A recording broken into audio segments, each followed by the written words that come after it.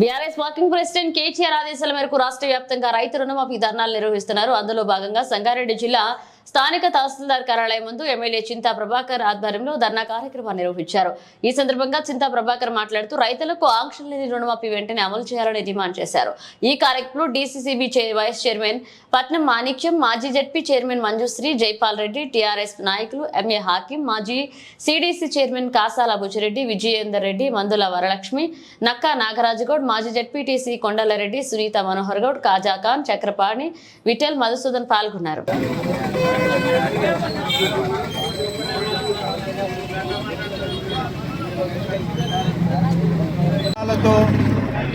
రేవంత్ రెడ్డి కాంగ్రెస్ ప్రభుత్వం రైతులకు నడ్డి విరిచి మోసం చేసినటువంటి పరిస్థితి ఈరోజు తెలంగాణ రాష్ట్రంలో దాపరించింది.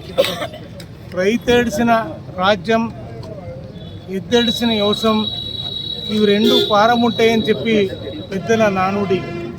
ఈరోజు రైతులకు నట్టేట ముంచే ఆలోచనతో 2 లక్షల రుణమాఫీ ఎవ్వరికి ఏమీ చేయకుండానే తూతు మంత్రంగా చేతులు దులిపి మొత్తం అంతా అయిపోయింది అని తుమ్మల నాగేశ్వరరావు గారు వ్యవసాయ శాఖ మంత్రి వారు చెప్తారు.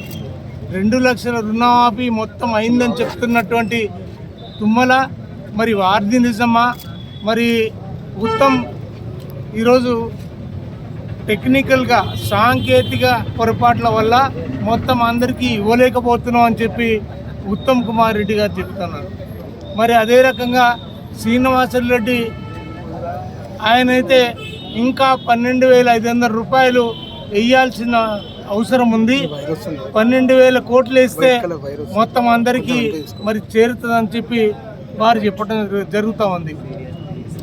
మరి అదే రకంగా బట్టి కూడా ఈరోజు ఆర్థిక శాఖ మంత్రులు ఆయన 7,500 కోట్ల రూపాయలు మాత్రమే ఈరోజు వేసినామని చెప్పడం ఇది విడ్డూనంగా ఉంది.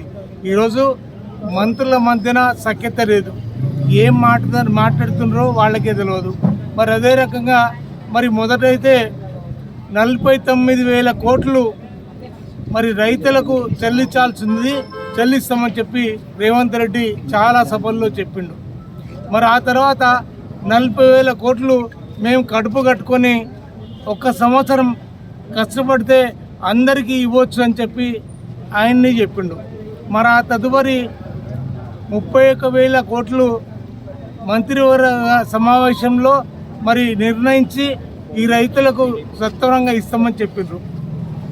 బడ్జెట్లో పెట్టింది మాత్రం 26,000 కోట్లు. మరి రైతులకు ఇచ్చింది మాత్రం, ఇస్తామన్నది మాత్రం, చేస్తున్నది 17,000 కోట్లు మాత్రమే. అంటే వాళ్ళకి ఎక్కడ పొంతన లేదు. కానీ రైతులు ఈరోజు కళ్ళుల్లో ఒత్తులేసుకొని ఎప్పుడు ఇస్తారని ఎదురు చూస్తూ ఉన్నారు. దానికి రకరకాల ఆంక్షలు. ఐటీ ఉన్న రైతులకి ఇవ్వం, ప్రభుత్వ ఉద్యోగం అయితే ఇవ్వం, రిటైర్మెంట్ ఉద్యోగస్తులైతే ఇవ్వం. మరి ఈ రకంగా ఆంక్షలు పెట్టి ఎగనామం పెట్టి పావుల శాతం మాత్రమే రైతులకి ఈరోజు రుణమాఫీ ఇస్తున్నటువంటి పరిస్థితి. ఈరోజు 6 గ్యారంటీలైనా ఇచ్చిన ప్రతి హామీ అయినా ఈరోజు ప్రజలందరూ కూడా ఎదురు చూస్తూ ఉన్నారు. ఈరోజు ప్రజలకు ఇచ్చినటువంటి వాగ్దానాలు, అలవి కానటువంటి వాగ్దానాలన్నీ కూడా నెరవేర్చాలని ప్రజలు కోరుకుంటా ఉన్నారు. మరి ప్రజల పక్షాన బీఆర్ఎస్ పార్టీ కేసీఆర్ గారి నాయకత్వంలో, ఈరోజు కేటీఆర్ గారి నాయకత్వంలో ప్రజల పక్షాన, రైతుల పక్షాన మేము వాళ్ళంటూ ఉండి పోరాడతాం. అవన్నీ ఇచ్చి నెరవేరే వరకు మేము ప్రజల పక్షాన ఈరోజు ప్రభుత్వం మీద ఒత్తిడి తెస్తాం. జై తెలంగాణ.